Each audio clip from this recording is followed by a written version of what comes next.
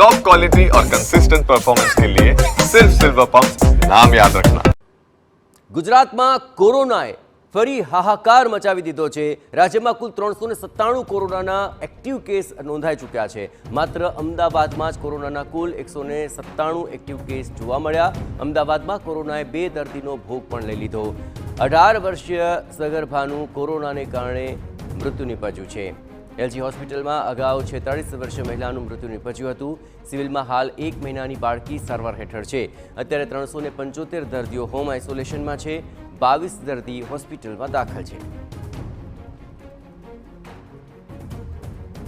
અમદાવાદ શહેરમાં કોરોનાના નવા 50 કેસ નોંધાયા। 16 દર્દી ડિસ્ચાર્જ થયા છે। કોરોનાના એક્ટિવ કેસ મામલે ગુજરાત દેશમાં ચોથા નંબર પર છે। જોકે આરોગ્ય વિભાગ પણ હવે આવી ગયું છે હરકતમાં અને ટેસ્ટિંગની સંખ્યા વધારવામાં આવી છે।